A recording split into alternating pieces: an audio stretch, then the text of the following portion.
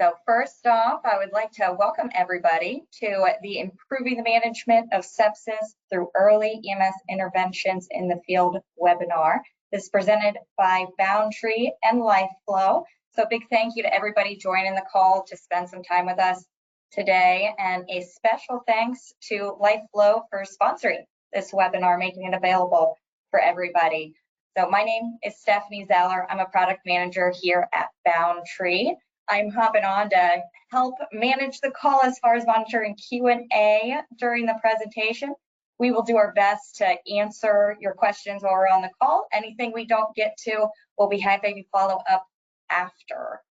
So with that, I will hand it over to Mark Piehl to introduce everybody. All right, thanks, Stephanie. So we're obviously talking about sepsis today in EMS, and we have an incredible panel of experts here, including Dr. Antevy, and he and I will give a little overview of the whole concept of sepsis and how we can bring better management to the field, and then hear from some providers who are actually trying to push forward in the way they improve sepsis care, including Chief Lamb from Palm Beach Gardens Fire Rescue, Dr. Marino from New Orleans EMS, and Major Tom Dransfield, and then Chief Matt Perry from Wellstar EMS in Georgia. So let's get started. So quick review of sepsis. It's a big deal. There's lots of cases that occur every year. You all have seen it, obviously, in the field. It has a high rate of mortality, up to honestly 40% in septic shock, or sorry, even as high as 80 in some cases in septic shock. And it's the #1 cause of death in US hospitals. So it's a big deal in terms of lives lost and in terms of cost. A very expensive condition we treat in the US. And so there's obviously interest from all healthcare providers in figuring out ways to better manage this condition so that we save lives and dollars. It's also the most common reason for hospital readmission, for which hospitals receive actual financial penalties if patients are readmitted within a certain time frame after treatment for sepsis. So we all have incentive to make to find ways to make patient care for sepsis and septic shock better. The Surviving Sepsis campaign is a national guideline that's put out to help us all think better about how to manage sepsis. They state nicely right up front that sepsis and septic shock are emergencies, and that resuscitation, once we recognize it, should begin immediately. And ideally, that means within minutes. But as we'll find out, that often doesn't happen. And if we look over, you can't see these, but I want to point out that within the Surviving Sepsis campaign, there are 96 individual recommendations for how we care for patients with sepsis and septic shock. And Peter, I want to invite you to take a guess at how many of those 96 apply to the pre-hospital care by our EMS professionals for sepsis. So let me guess, how many recommendations, and how do the hospital feel about EMS? I have a feeling, yes, Mark, it's going to be 0. They do not consider EMS. There you go. In fact, you're right. So you're right, Peter, that national guidelines for the management of sepsis have not yet considered EMS to be an important component of the continuum of care, which we obviously are. So in addition to the Surviving Sepsis guidelines, CMS, Centers for Medicare and Medicaid Services, have a bundle of recommended care called the SEP1 bundle, to which hospitals are now held accountable for providing better care to sepsis patients, held financially accountable to applying this bundle. It's controversial for a number of reasons. We can't get into all of them today, but the bundle of care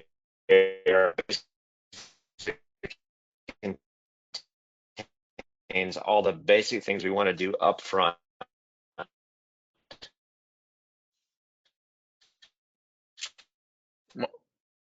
Mark, I'm not sure if it's me, but you're coming in and out on the audio. Sepsis basic patients, including measuring lactate as a measure of severity, obtaining blood cultures, and then hospital assessing our volume status after the initial resuscitation. So, Peter, do you want to address these things and what we think can be provided, taken out into the field and provided earlier in the patient's course of care? Yeah, absolutely.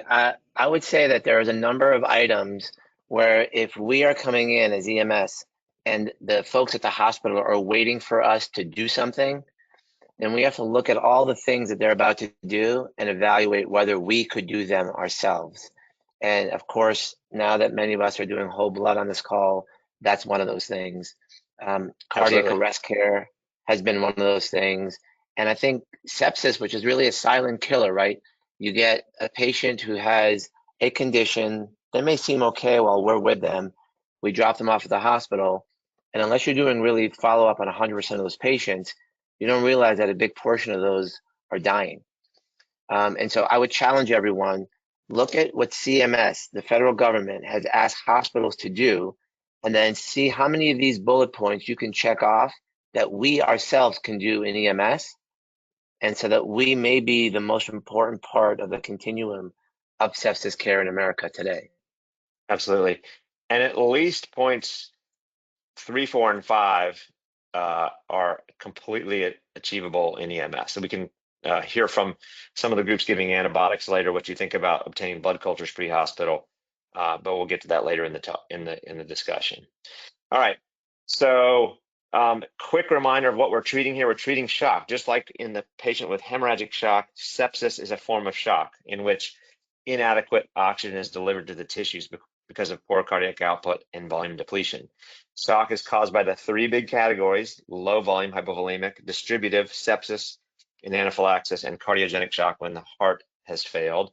The first two are the ones we'll encounter most often. And septic shock, fascinatingly, is an overlay of all of these. So it's mostly a condition of distributive shock and hypovolemic, with farther down in the course of the patient's care, often they will develop some degree of heart failure,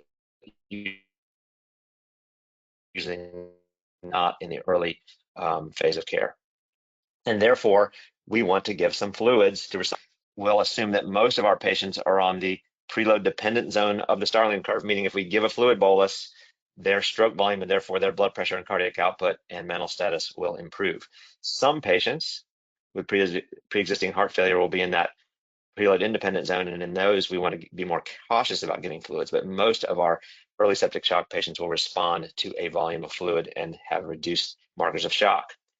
Hypotension being one of the most important ones. And in these patients, we want to be sure that we address the hypotension early because it's a predictor of death. And every minute that we allow the blood pressure to be low, we are increasing organ injury and risk of death. Also, it's important to remember, not that this is a trauma call, but we're going to remember that hypotension and traumatic brain injury increases mortality. And so we should treat and recognize and treat hypotension quickly for all of our critically ill patients. Most of our EMS protocols teach us that we should use a volume of fluid, usually around 500, to address that hypotension and do it in discrete boluses until we've achieved a desirable blood pressure, for example, above 90. And in kids, we'll use 20 per kilo doses. A problem that you'll run into if your agency is considering improving the management of shock is that there's a lot of information out there about the potential harms of fluid and the idea that we should be restricting fluid resuscitation in sepsis. And Peter, do you want to address, just from your perspective, seeing these kind of posts, where this comes from? Yeah, so there are lots of studies, Mark, that are being done in ICUs, and I know that you're going to go over some of these studies in a minute. But what happens is that if you're going to look at a study, I would really push on everybody, make sure that the study is being done in an environment that mirrors what you're doing. So if they're doing studies on giving fluids to patients who are already up in the ICU and you work on the back of an ambulance, then there's a good likelihood that that data doesn't reflect the environment that you're working in. And unfortunately, the guidelines, which are put out by mainly ICU doctors, are being overlaid on us in EMS. And you can take that from the cardiac arrest specifically, and you look at the AHA guidelines, are mainly being given down to us by ICU physicians. And so, Mark, I know you're going to go over some of the studies, but it's important to recognize that data. Right. And so you will see many messages like this suggesting that we should restrict fluid. Not only is it safe, maybe it's better.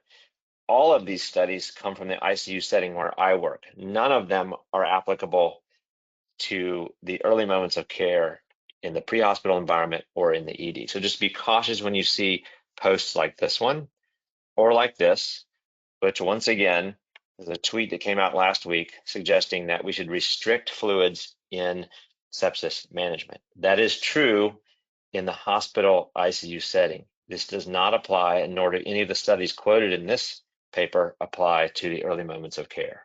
So I'm going to just, for fun, go over one of these many studies for you to illustrate the point. And the classic trial was the one referenced in that previous slide, and they looked at adults in an ICU who had markers of shock, meaning elevated lactate or on vasopressors, who had received fluids already in the ED environment, and then were randomized to a restrictive versus a liberal group. And they found that both groups had already received 3 liters of fluid prior to their randomization, many hours into the study. So again, these are ICU studies not applying to the early moments of care. And we don't know how many patients got fluid resuscitation early and never even needed to be enrolled in the trial because they were effectively resuscitated. That's not noted in this study. And then they showed that there was no difference in outcome in the ICU, whether they gave around 800 mils or 1600 mils over the next several days. So these are important studies, but they don't teach us anything about the early management of fluids in septic shock. Mark, Yes. Mark, hold on. We have to go back, just go back to that one slide real quick, because what you said there, it cannot be bypassed. The patients who received fluids early and did better were not enrolled in this study. Correct. What we have found, and Chief Lamb will talk about, we see lots of patients who are hypotensive, they're sick. We give them fluids early. By the time they get to the ER, they're better. The hospital doesn't even call them sepsis alerts anymore. That's how much better they got. So important to understand, these studies are excluding all the patients that will get better because they got proper care. It's a huge, huge point there. Go ahead, sorry. Absolutely. So is there evidence that the 30 per kilo threshold of fluid, not everyone needs that much, but is there evidence that that 30 per kilo SEP1 recommended fluid volume is beneficial? And in fact, there are studies that point to this, including reduction in mortality and length of stay in the ICU, and even reduction in the need to be intubated if the patients get appropriately fluid resuscitated early in their course of care. And then lastly, recently this paper was published, which was a meta-analysis looking at fluid timing and sepsis mortality. There were 2 studies from EMS and 3 from the ED, which were combined into a meta-analysis, and they showed that patients with earlier fluid resuscitation in the early minutes of care had half of the odds of mortality if they had hypotension. So all sepsis is important, but septic shock, those that we see with signs of shock, including hypotension, are probably the ones that we should focus on most intently. The blue here just shows you the lower odds of mortality for getting their fluids earlier in the course of care. So can we give too much? Yes, we can give too much fluids, and it's usually the fault of me, the ICU doctor, and our colleagues in the ICU. So this is a patient of mine on the right with a ruptured appendicitis and septic shock, who we in the ICU gave many liters of fluid to over a course of many days. She had ended up needing extra oxygen, high flow nasal cannula, and had to be diuresed because we were inattentive to the amount of fluid resuscitation we were giving. But this is mostly a ICU phenomenon, not a problem when we are giving tailored fluid resuscitation for shock early in the course of care. In the interest of time, I'm not going to go deep into these studies, but there are a couple studies in EMS showing that the more fluid we give early, the lower the mortality for septic shock. And most importantly, the study from Lane and JAMA a couple of years ago showed that fluid resuscitation early was associated with improved mortality, particularly for those with hypotension. Lastly, in my own county, Wake County, North Carolina, the agency looked at the impact of using LifeFlow specifically on giving extra fluid to patients with sepsis and septic shock in the ambulance. They randomized almost 1,000 patients and showed that patients with in the post arm, those getting fluids with LifeFlow received more fluid and had a trend towards lower mortality. It wasn't a statistically significant result given the numbers they had, but still suggested that they are able to provide better resuscitation and showed lower mortality in that group. So I'm going to stop with the data presentation here, and we're going to transition into some of our teams that are improving sepsis care in their own agencies. And we'll start first with Alex Lamb from Palm Beach Gardens. So Alex, I'll let you start off. Thank you so much, Dr. Piehl, and thank you to Boundtree for hosting this today. It's a very important subject, and I'm honored to be able to get on here and tell you a little bit about how we've transitioned some of our care when it comes to some of our sickest patients, which are our sepsis patients. So I think before we get started, it's kind of important to explain what a sepsis alert means to us in Palm Beach Gardens, right? Because the definition around the country can change a little bit, and different agencies have different criteria for that, calling that patient a sepsis patient or a sepsis alert patient or a septic shock patient. So before we kind of get into our protocols and the treatment we give, I'd like to just kind of touch really quickly on what a sepsis alert patient is to us. So for us, whenever we have a high index of suspicion that a patient is septic, we start our screening process. So in order to be screened, they have to be an adult, non-pregnant, and have to have either a documented or a suspected infection. And then we go kind of into the SIRS criteria, and we try to see if they fall into any of the SIRS criteria, and those are a pulse rate greater than 90, respirations greater than 20, or a temperature greater than 100.4 or less than 96.8. So if they hit two of those categories from the SIRS criteria, then we do one more additional screening to see if they meet our criteria to become a sepsis alert. Can you advance, Dr. Piehl? Thank you. So once they've met those two criteria for the SIRS criteria, then we screen them to see if they're a sepsis alert. So the patient has a positive SIRS screening and is showing signs of hypoperfusion as manifested by one of the following. So I just want to point out real quick, we were very deliberate in keeping the word hypotension out of our sepsis protocol, and we decided to use hypoperfusion because we realized that some of these patients may be very sick, but may not have crossed over into hypotension yet. So, the patient who is septic and has altered mental status may have a normal blood pressure. So instead of waiting for them to become hypotensive, we wanted to differentiate between the hypoperfusion and being sick from sepsis, and hypoperfusing and being hypotensive. So our philosophy is that we find some. Can I in? Yep. I think that's such an important point. So hypotension is obviously a sign of decompensated shock. Those are the ones who need absolutely immediate management. But there's many signs of shock you're pointing out here, including using the shock index, which maybe you can speak to, which can alert you to the presence of shock without hypotension early and get your treatment going earlier when otherwise you might not be feeling that the situation is as urgent. So thanks for pointing that out. Yeah, so one of the things we did is we introduced the shock index into our protocol, not only for our sepsis patients, but also for our trauma patients when we're deciding whether or not they need to get whole blood. Just for instance, a patient with a heart rate of 130, typically in the EMS field, hypotension is defined as anything below 90 systolic, right? So by using the shock index, we're able to capture more patients and put them into a dyspeptic protocol because, your typical patient who has a sepsis patient who has an elevated heart rate, probably around 130, may still have a systolic blood pressure of 94, and they don't meet their traditional definition of hypotensive. But if you were to calculate that out, that gives them a shock index of about 1.3, 1.4. So that was something we decided to incorporate with the help of Dr. Antevy and our medical directors. That enables us to capture a lot more patients as opposed to just focusing on the blood pressure. Why would we wait for a really sick patient to become hypotensive when we can treat them earlier and prevent that and all the complications that go along with a hypotensive patient, right? So our goal is to, if possible, to try to prevent having to have the patient go on any type of pressor. So yeah.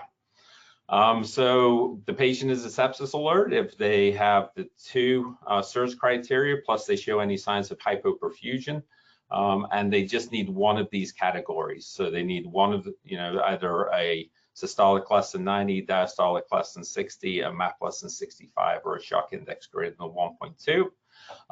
If they have altered mental status, that will classify them as a sepsis alert, or an end title of less than 25.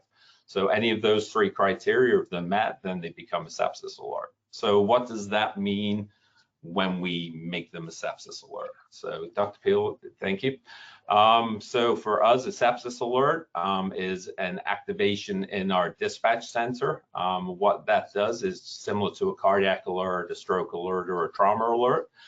It puts the hospital on notice that we'll be coming to them with a sepsis alert patient. I'm going to talk in a little bit about the importance of establishing relationships with your hospital. They are one of our healthcare partners. We kind of like to sometimes think that we operate in a silo, and we don't. We have a lot of people that we interact with on a daily basis. Establishing a partnership with your local hospital has been invaluable to us. So, and I'll talk about that in a little bit. So we like to give them a heads up. We like to tell them we're coming in with a sick patient so that they can prepare things on their end also. So we activate the sepsis alert with dispatch. We get a large bore IV. Our protocol allows us to go up to 2 liters of fluid in 500 ml increments. If the patient remains hypotensive or they're not improving after the initial fluid bolus, we have the option of going to push pressor epi, and that is a 10 micrograms IV, and we can repeat that to a max dose of 300 mics. So I just to talk about our treatment a little bit, we're by no means saying that every patient should get 2 liters of fluid, or this protocol will fit every single patient. One of the things we like to do is, we like to empower our paramedics to be good clinicians, right? And to base their treatment on the patient's clinical picture, and not only to, do a treatment, but also to reevaluate that treatment and see if it's working. So, that's why we have the up to 200 liters. If they get the first 500 and their blood pressure is starting to trend up, and they get another 500 and now they're relatively stable, then they may opt to, stop at the 1 liter. Mm-hmm. So if you can advance for me.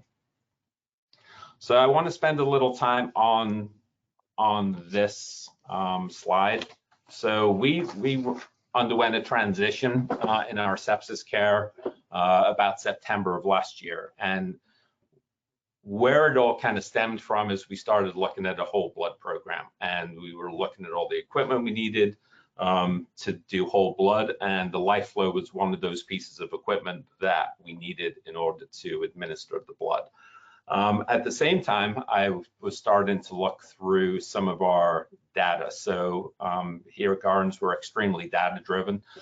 We use a lot of our data to guide not only our future protocols, but our treatments. And we have a pretty robust EMS continuous quality improvement program.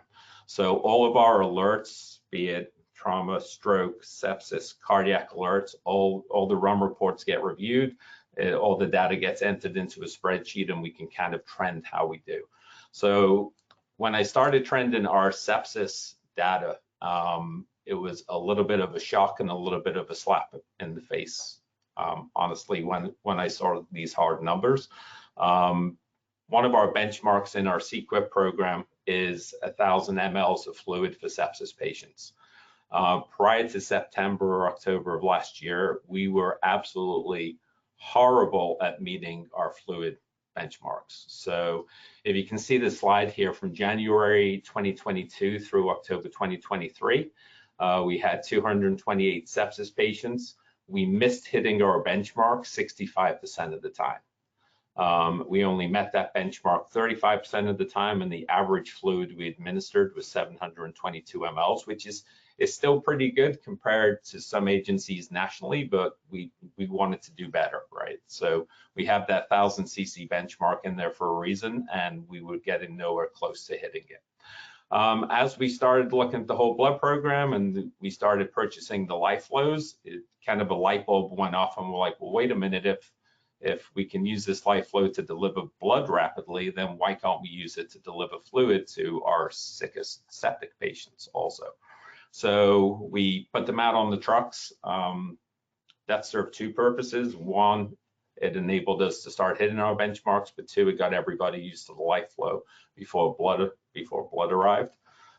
So since we implemented the LifeFlow in November of 2023, we've had 104 sepsis patients. We've now only missed our benchmark 33% of the time, and we're now able to hit it 67%. So we've kind of taken those numbers pre and kind of flipped them. And our average fluid administration for sepsis patients now is over 1,000 cc's. So that's been instrumental in helping us hit those benchmarks. So to kind of tie this all in, we've kind of gone over what a sepsis patient is, some of the things we've done to change our sepsis treatment. So I'd like to kind of tie it all together with a quick case study. This is an actual patient that we had, and it kind of highlights the progression and the improvements we've made in our sepsis care. And we're going to talk about a little bit about the shock index in this too, because for us, the shock index has become one of our most valuable tools. So this case study is for an 84-year-old male patient who was in a nursing home. The nursing staff said he's had a chief complaint of weakness for about 15 minutes and a productive cough for 1 week. There was a family member in the room that said not so much. He's actually been weak for about a week, and that productive cough has gotten progressively worse. He had a Foley catheter in place with dark yellow urine in the bag. He was on a nasal cannula at 2 liters a minute.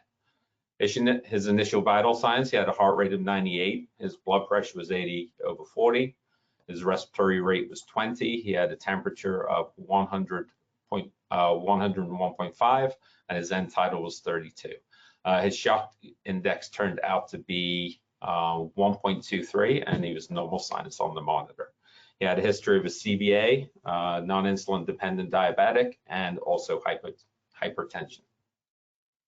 So our treatment, we did a physical exam. We started him on, we bumped his O2 up to a normal breather. We monitored his end tidal. We did a 3-lead and a 12-lead. We gained IV access, and we administered 1,900 mLs of normal saline via the LifeFlow. So one thing I want to point out about that is our protocol also calls for us to limit our scene time to less than 10 minutes. So that 1,900 mLs of fluid was given during a 9-minute transport to the ER. So there's his destination vitals. His heart rate came down to 82. His blood pressure increased to 111/49. Respiratory rate stayed about the same. His end tidal stayed the same, but his shock index decreased to 0.83. So one of the things we're measuring now in our data set for sepsis patients is the initial vital signs and the destination vital signs to see if we have improvement in the shock index, and the vast majority of the time we do. We see a vast improvement in the shock index. Great. All right. Well, let's just in the interest of time, Alex, let's zip over to thanks so much for that awesome case, to Matt Perry. And you have some data I think you've been collecting on some of your sepsis outcomes. So I'll let you zip over that.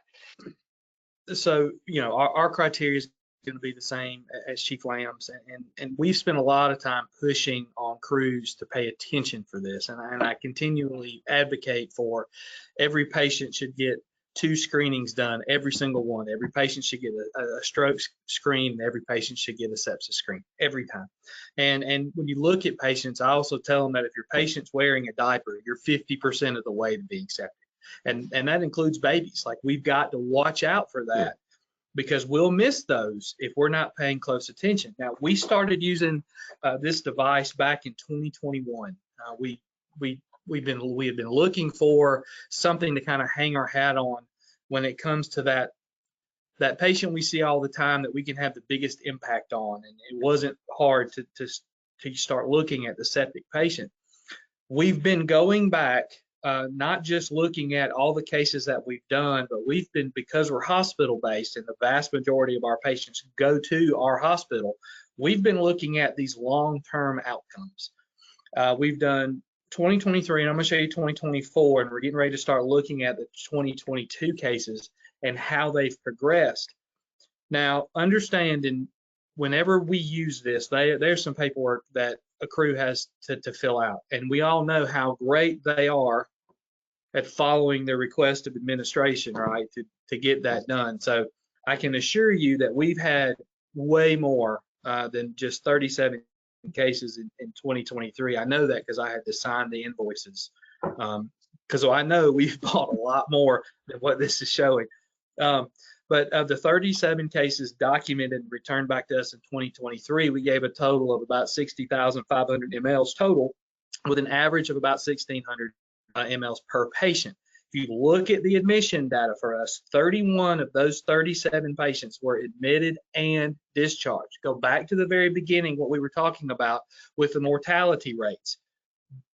Only 6 of our patients expired that we had our hands in, and the vast majority of those were peri-arrest when we got to them. Of those patients that we encountered, 23 of those 37 had the admission diagnosis of sepsis or septic shock. Curiously enough, we also had patients with the admitting diagnosis of UTI and pneumonia. Guess what that probably was, right? So those numbers are probably a little bit higher as well. 18 of those 23 patients were discharged.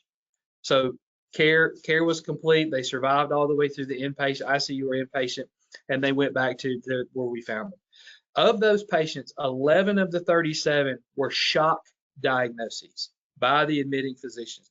Curiously enough, we did have an anaphylactic reaction that was in that as well, that we LifeFlowed prior to coming to the ER, along with all the other things that we do for them, and they were discharged from the ER. So this device does, in fluid resuscitation, isn't just for the septic patient. 8 of those 11 patients diagnosed with shock left the hospital. So that's pretty strong data right there in and of itself for a condition in shock that could have upwards of an 80% mortality rate. 5 of those patients required vasopressor use. One of the things that we did here was we really pushed some technology, and so every ambulance is equipped with multi-channel programmable pumps. So we still can't lose sight of the fact that these are drugs, and even something that we kind of can nonchalantly say, well, it's just some saline or some ringers, right? They're a little dehydrated. Knock that off. It's still a drug. And so we need to be accurate in what we administer. We only had 5 cases out of those 37 that well, let me back up. Only 5 where the medic actually hung a vasopressor. For us, it's leave-a-fed. We also use push dose, or we can hang an epi-drip. It's their discretion. Of those, 4 were discharged. One of those 4, and we're still following up on this, a couple hours later arrested in the ER, was resuscitated and still was discharged home. So vasopressor use becomes important. Of those 37 cases, 35 of them were hypotensive. 17 of those 37 were hypotensive and tachycardic. So look back at the vasopressor use. These are shocky patients. By definition, why aren't we using it enough? Of those 35 cases that were hypotensive, 23 of them, we fixed the hypotension in time of handoff. So big changes for them and getting them out of that shock category. Next slide, please. The next year in 2024, we've only had 24 cases January to June. I can tell you it's a lot higher. Just on the number of LifeFlow boxes I see out when we get receiving from the inventory. Again, our milliliters per patient is about the same. For those that are looking to do this, especially with volume resuscitation, that is new to you. It's also new to your ER staff. I can assure you, you're going to get some pushback from line staff that's going to say you've overloaded this patient. Now we're going to have to, diurese, or we're going to have to get them on some kind of diuretic. Stop. You're going to be okay. For us, we've managed to we do a really good job of reassessing as we resuscitate. Your assessment and reassessment skills, if you're not an expert at that in this business, I need you to stop what you're doing, go back and really focus on that. I'm going to talk about it in the next slide. Again, as we continue on, we're resolving hypotension at handoff. Again, over half of our patients this year, we've resolved the hypotension. This is the next data point is really important. We started to really look at GCS level and level of consciousness. 75% of the patients that we came in contact with had altered mental status.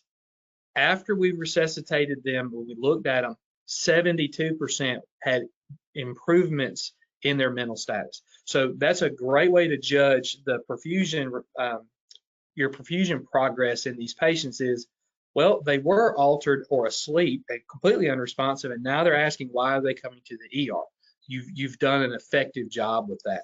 When we look at our patients that have been admitted, again, the data for us continues to show that once you volume resuscitate them, you fix your perfusion, they leave the hospital. Really important stuff.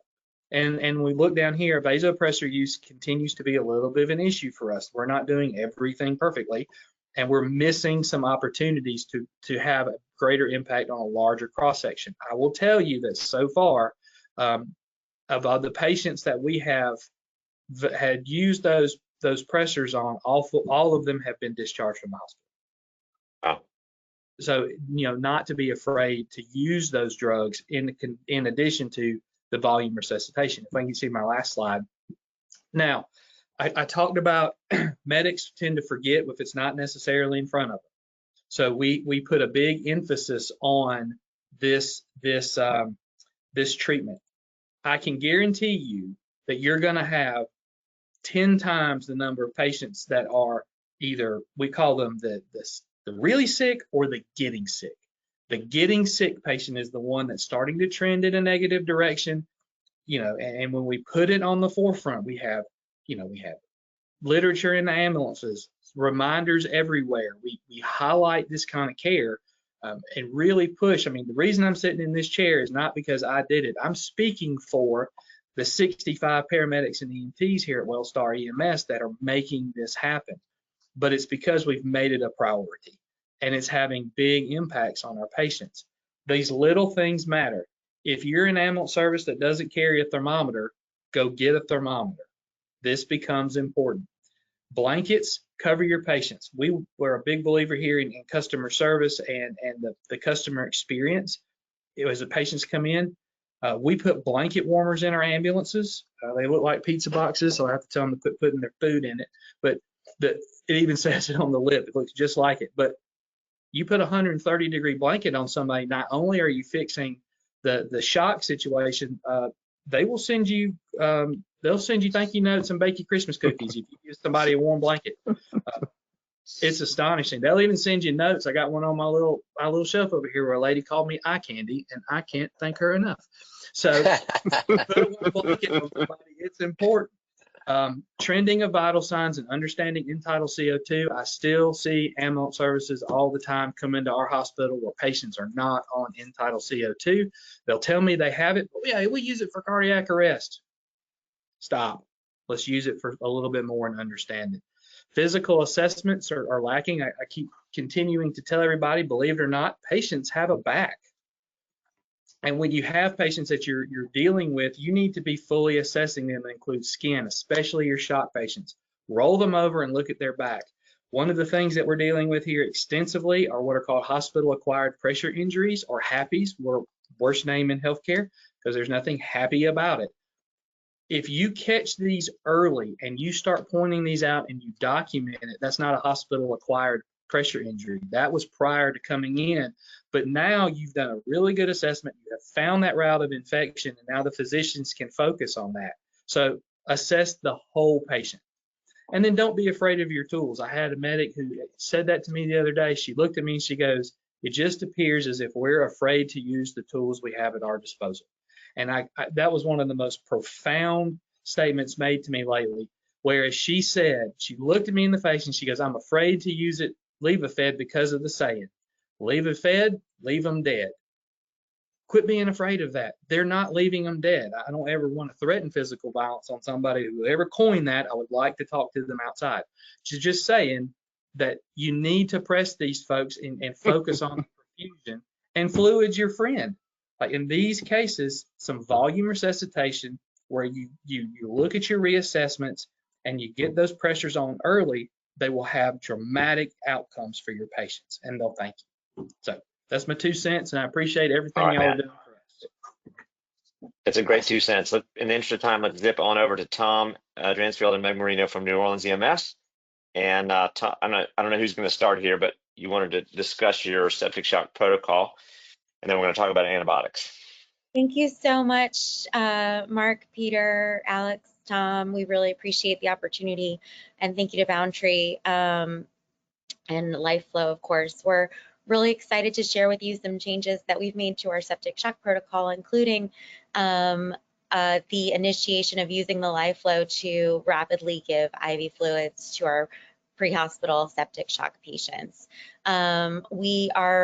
Sepsis protocols are not unlike the other ones that we've seen. And so in the interest of time, we'll move through. Mark, if you could advance my slides. Yeah. One of the big things that we've started doing in New Orleans is we added the pre-hospital administration of an antibiotic. We know from hospital literature that the earlier you give the antibiotic, the better off the patient does. And so we are, really recognizing that there can sometimes be an hour between the time that the patient calls 911 until the time the patient arrives in the emergency department, even with relatively short transport times. That time is very important and can make a huge difference in patient outcomes. So we've been, really considering the use of IV antibiotics in the pre-hospital setting for some time. There's some other agencies that do it. And so we decided to go ahead and use cefepime. We don't need to really debate why we chose cefepime. We'll just talk about it for a minute. There are a lot of good answers to this question, which antibiotic you should use. We used cefepime because it's very, very broad. It can treat pneumonias, soft tissue problems, UTIs, intra-abdominal infections, IV drug-associated endocarditis, indwelling line infections. It's very, very, very broad coverage. So we felt like this was a good choice. Can also be given via an IV push over 5 minutes. We don't carry pumps in the back of our hospital, in the back of our ambulances. So we needed something that we could give as an IV push. We also found that you can put it into a 100 milliliter bag of saline and allow it to drip in. We felt like this was better coverage for our immunocompromised patients, and the initial dose is not affected by creatinine clearance. So we felt like this was a good choice, and it's also safe in children greater than 2 months of age. There is a very, very rare side effect of potential cefepime-induced encephalopathy. It's actually something I've never seen before. I've only read about it, but it doesn't usually happen after just 1 dose. Can you go ahead and advance our slides, Mark, please?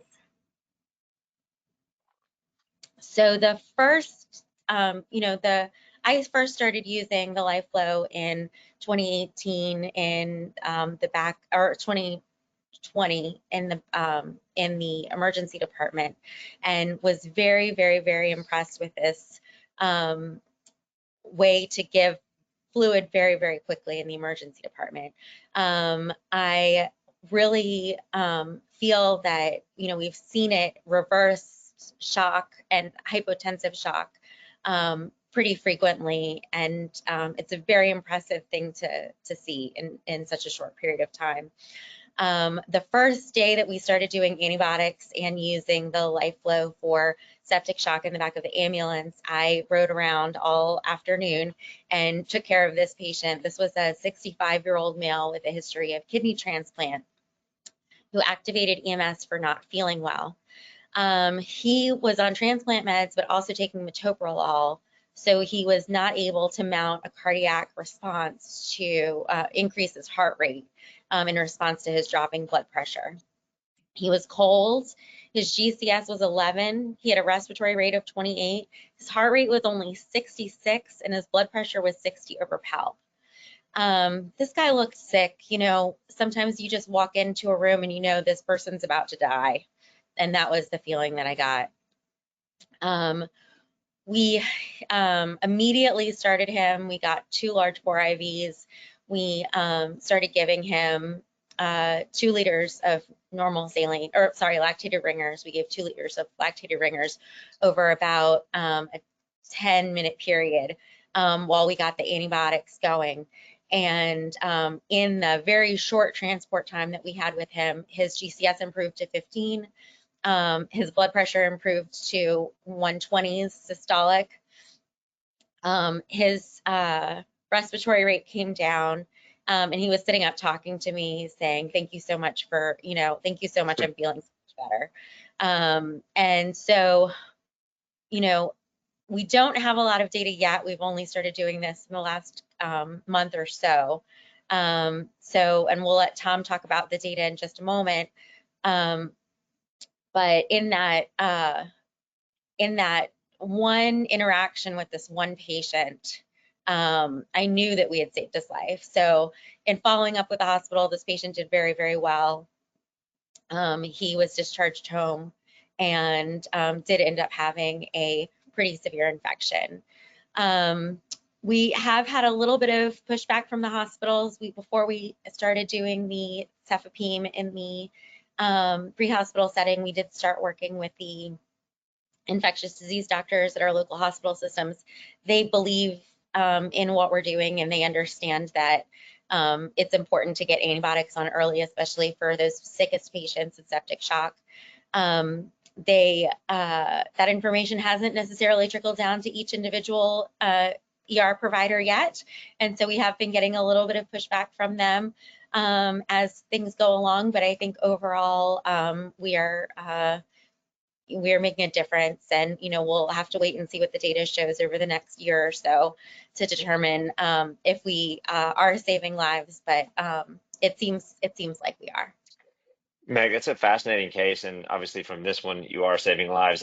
Just looking at his vitals and hearing the history, that is a pre-arrest patient, as you said, he's about to die, and probably has a relative bradycardia either because he's pre-arrest or because of the metoprolol or both. But it's cool to hear how you were able to kind of restore him to life in minutes there. And I was curious, did the cefepime end up being the right drug for him based on the cultures, or do you even know that? So great question. I bet it was. He did have he did respond to the cefepime. They did get cultures in the hospital. We do not draw cultures pre-hospital for a number of reasons. One, the bottles are glass, and I don't want the glass bottles bouncing around in the back of the ambulance. But it did end up being the right choice for him, especially since he was a transplant patient.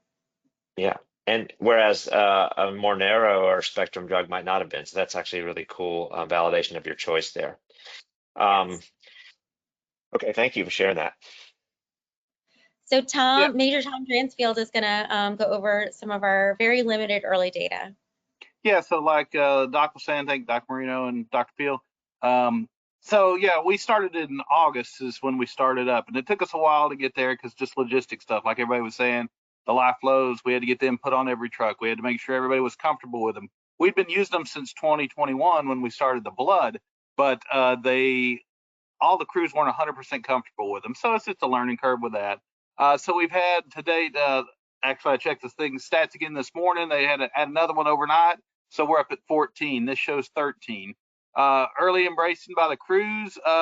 It was kind of like they didn't see really the need to add the antibiotics. They were okay with the fluid, but they go like, do we really need the antibiotics?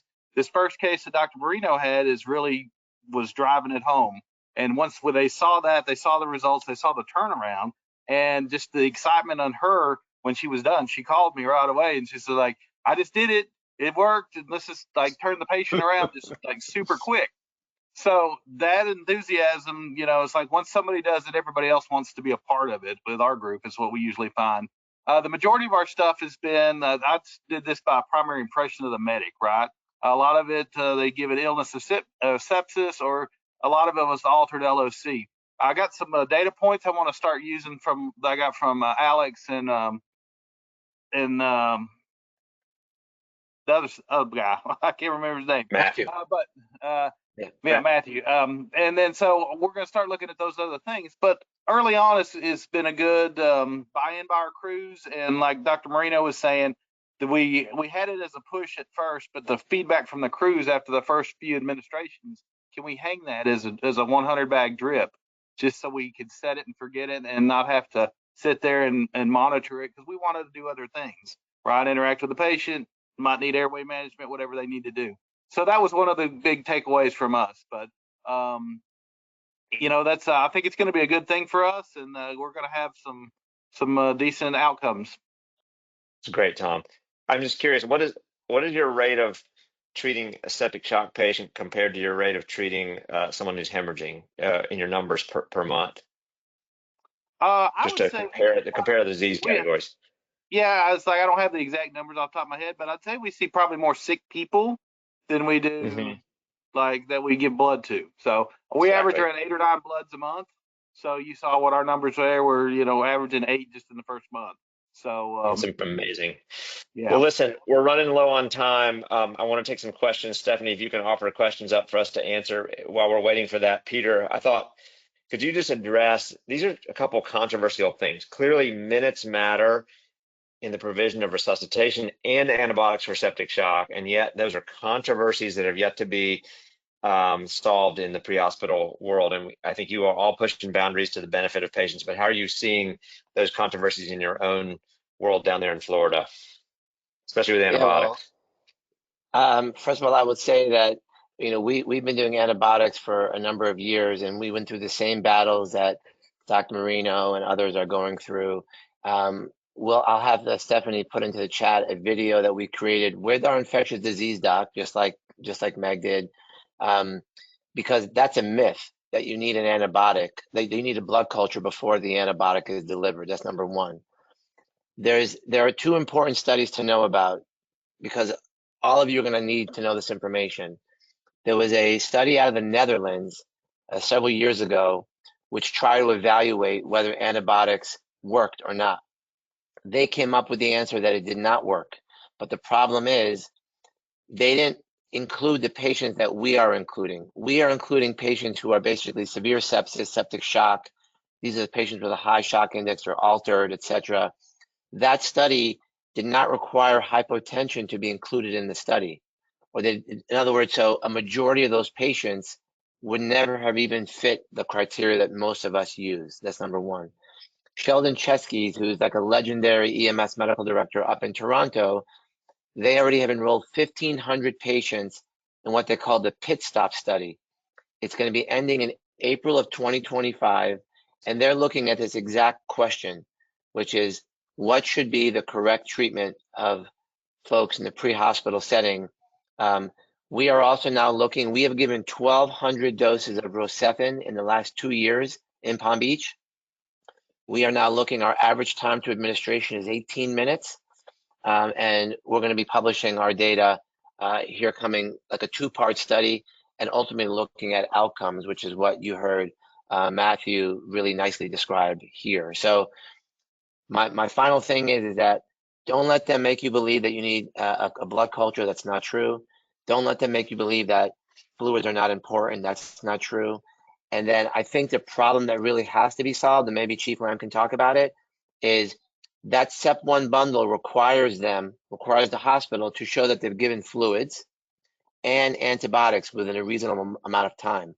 Well, if we have done it, we meaning EMS, then they should be getting credit for it. Chief Lamb has solved the IV fluid problem, and he could tell you how he did that. And now we're trying to solve we already gave the antibiotic problem, so that the hospital says, we love you, EMS, for doing the job for us. So Chief Lamb, if you want to comment on how you did that and potentially what's next for antibiotics. Yeah, absolutely. So one of the things we did, we reached out to our hospital. We have a very good relationship with them. We swap data back and forth, which is helpful for us because it allows us to give the patient disposition and their final diagnosis back to the crews. So it kind of closes the loop. But one of the things we did with our fluid administration is in one of our quarterly meetings with the hospital said, you know, we would love to be able to get credit for the fluid that you give in the pre-hospital setting, because that is only going to help us meet our SEP1 bundle of the 30 mLs per kilogram. So what we were able to do is we were able to get with our EPCR vendor and create an end infusion time marker in our care events, so that, you know, when we're rolling into the hospital having 1,000, 1,500 or 2 liters of fluid on board, as long as we have that end administration time, the hospital is now able to use that in their calculation for the 30 ml per kilogram bundle. So they kind of love us. They beg us to leave the LifeFlow attached to the patient so that they can continue to give it. One of the data points that we share back and forth is how long it takes them to draw blood cultures, administer antibiotics, and to finish the fluid administration. And where we're giving our fluid in about a 10-15 minute time period, they're not finishing out their 30 ml per kilogram bundle for sometimes an hour and a half, 2 hours after the patient arrives at the hospital. So there's a definite time saving for them by taking our fluid into account. As far as the antibiotics go, we're hoping to work with them through that so that they also get credit for administering the antibiotic in their SEP1 bundle. And to touch on Dr. Antevy's point with the blood cultures, Dr. Antevy, isn't there a blood culture out there now that can screen out the antibiotic that's administered in the pre-hospital setting? Yeah, I really appreciate you reminding me of that. Yeah, so the hospital could buy an extra blood culture bottle that will absorb the antibiotics that were given to that patient. It's an extra $1 is what I hear. It's an antibiotic eluting culture medium. So I think that's another thing that you can do. But again, I have a feeling, I don't know any of the real data, but that the Toronto study will demonstrate that the antibiotics that are given in the pre-hospital setting, perhaps in fact, may not impact the blood cultures that they are getting at the hospital level. So again, once the healthcare system recognizes EMS for what we can provide it, I think many more patients will come back to life. And you know, whether it's blood, whether it's sepsis, whether it's trauma, whether it's cardiac arrest, we provide such a high level of care that it's time that the healthcare that the continuum of care really truly starts with EMS, and really that's what all of us are pushing for today. Yes. Stephanie, you want to do a couple questions? I know we're running out of time. I'm not right up on time, but yes, I can get to a couple questions. So I'll just start at the top question of what are you using for fluid, IV fluid warmers, if you guys are using it for the treatment of sepsis?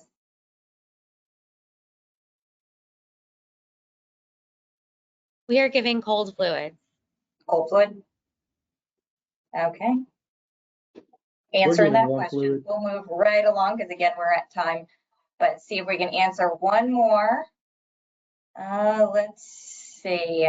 Let's go with what's the consensus on normal saline versus lactated ringers? How long do you have? Do you want to start? Anyone want to start taking that one? I noticed in our cases, some of you are using LR and some are using normal saline. The bottom line is I don't think it matters for the early resuscitation of sepsis, but I'd love to hear input from the panel. I say give what you got. If you got saline, give saline. If you got ringers, give ringers. We prefer ringers. I'll give you a look into the future. I think the future is going to be plasma. Plasma Yes. has many Plasma many light. Or factors that plasma light, Peter, but you were talking actual plasma. liquid plasma, or in the future freeze-dried plasma, because we just initiated a trial that's actually starting hopefully next month, where we now have plasma we're going to be giving to TBI patients. Why? Because it actually repairs the endothelium, the glycocalyx layer of the endothelium. And if you think about what sepsis does, it's the same exact thing. So why not give the fluid that actually can repair what's broken? And so I think that the future of sepsis care in EMS is plasma. There's data on it already, but I don't think it's ready for prime time. But we're excited about doing that in the near future. Let me give my little fluid soapbox. So I agree with you on that, Peter. It's a while for that to come. Plasma light, the most balanced of all solutions, would probably be ideal because it's not acidic, it has the right sodium content. It's more expensive, so most people aren't using it. The big trials of saline versus LR have not shown meaningful differences among sepsis patients who get one versus the other. So I think I agree with Tom. Give what you got. The one caveat is if you're carrying LR, it shouldn't be given at the same time with blood, because it can precipitate calcium crystals. And number two, for traumatic brain injury patients, we want to give a sodium content that's higher than physiologic, so saline is best for them. So if you use LR, don't forget in your trauma patients to use saline, would be my one caveat to the use whatever you got. But for sepsis, probably doesn't matter. Anybody want to push back or agree on that? I agree. Yep. Okay. Okay, I know we're a little over time, so thanks for everybody who's been hanging on with us, but great content today. Just a reminder to everybody that this is recorded. There will be a follow-up email. You'll have links to the recording that's going to go to attendees that came and attendees that signed up and weren't able to make it. And there's going to be links in there too to Boundtree to help you out with any of the LifeFlow and things like that that were mentioned on the call. So I just want to thank again panelists and LifeFlow. It was a joy having you guys here. And thanks for your time. Thank you, everyone. It was awesome. So fun to have you there. Send any hate mail. Send any hate mail to Mark, not to me. Thank you so much. Yeah. Just kidding. Thanks, You guys, great. Stephanie, are we